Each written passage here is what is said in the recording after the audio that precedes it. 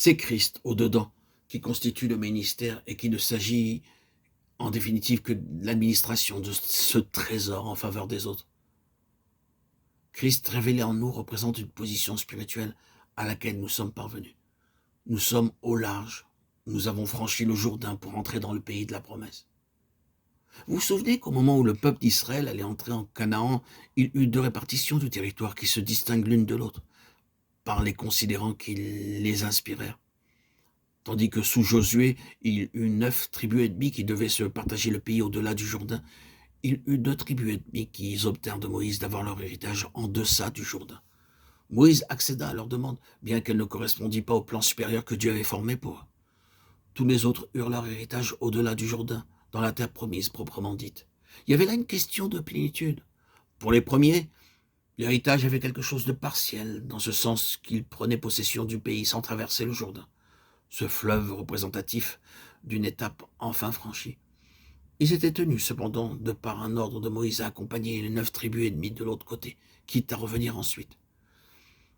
Ils établissaient ainsi un vague lien avec leurs frères de Canaan, mais c'était un lien de pure forme qui n'avait rien d'expérimental, extérieur plutôt qu'intérieur, de sorte que le Jourdain pour eux revêtait une signification toute objective et non pas subjective comme pour leurs frères.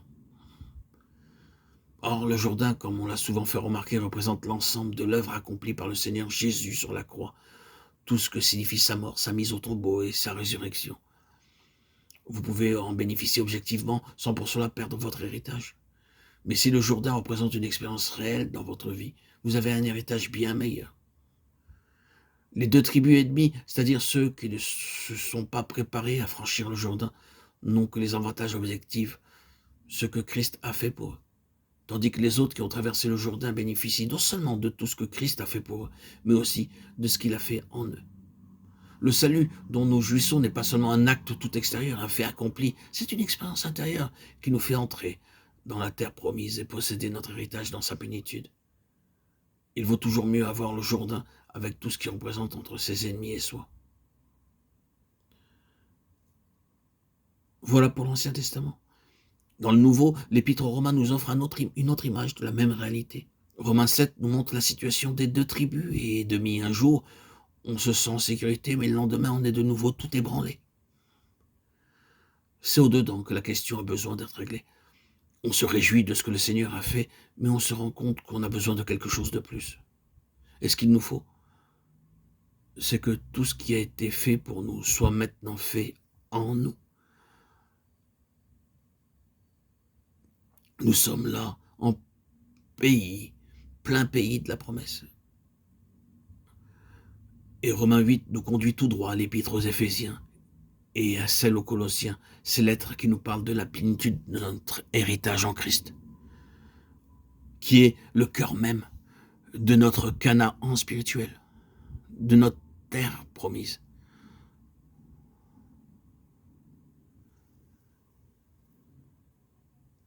Aussi est-ce là que notre ministère va trouver son expression la plus complète pour entrer en possession de toute la plénitude de Christ.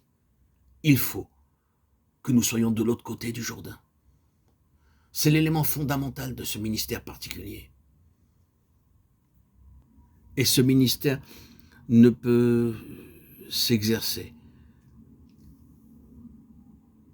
qu'en vertu de ce que Christ est en nous. Jésus-Christ, qu'est-il dans votre vie? Qu'est-il dans le cœur de l'enfant de Dieu?